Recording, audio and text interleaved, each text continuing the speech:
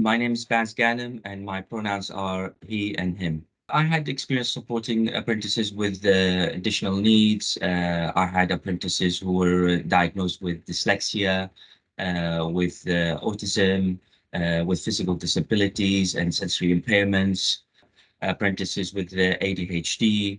I have apprentice with epilepsy and also physical disability. Our onboarding process is a seven-step process. The first step is that the employer will complete an expression of interest, will complete an online form, enrollment form that could be a link sent to them, or they could just complete it via our website. Step two, the apprentice will be sent a link to watch a video and also to read the program overview and confirm that they have watched the video and read the program overview. Then the apprentices will complete a skill scan to identify and assess their knowledge and skills level, their current knowledge and skills level. The apprentice then will be invited to complete the full application and final eligibility checks. The next step, they'll have to complete initial assessments for English and maths to identify their current level. Then they will be invited for an induction, again with one of my colleagues who will give them an overview of the apprenticeship, talk about the topics that will be covered in the apprenticeship. In the event the apprentice is identified as a send apprentice, then they will meet one of my colleagues who specializes in dealing with apprentices with additional needs prior to meeting the coach. So she will meet them face to face or online, depending on the needs, and will talk more about their needs. She'll meet with their manager and anyone else involved or would be involved in the apprenticeship, like a support worker. In my case, I've always been also invited to meet the apprentice with my colleague prior to our first session, just to talk about the program, answer any questions they might have, and make sure they are on the right program as well, and make sure that the manager is on board and they both understand the commitment and expectation required to achieve the apprenticeship.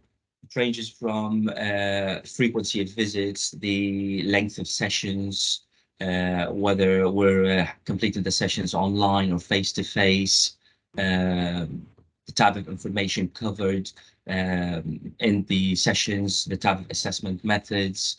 Other adjustments could be fonts and size, visual checklists, visual aids. One example was the introductory meeting prior to the endpoint assessments taking place. One of my apprentices suffers from severe anxiety. She feels unsettled in new environments, especially when meeting new people. So it was really important to meet the EPA assessor prior to the assessments taking place. Another notable reasonable adjustment was that one of my apprentices finds it very difficult to communicate verbally, and I knew she would be greatly disadvantaged if she completed the professional discussion. So we requested that the assessment method is changed to written questions. That was a great collaboration between us and the EPA to help this apprentice achieve, because she did achieve, and it was a great moment for everybody involved. With each experience, I feel that I'm learning and how to adapt my learning and teaching methods, how to adapt my support strategies to meet the specific needs of my apprentices. I feel that I learn from them just as much as they learn from me. It's 50-50.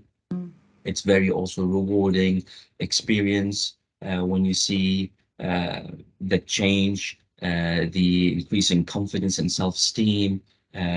So for me, it's a profound and transformative experience, and it's always a pleasure. I never view it as a challenge when I get an inclusive apprentice. I think it's very important to be empathetic. It's a very rewarding experience working with apprentices with additional needs.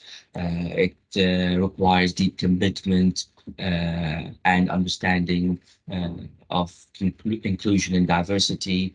But overall, it's worth it, especially at the end when you see the results, and when you see the apprentices achieve their goals and become independent and confident. So it's worth it.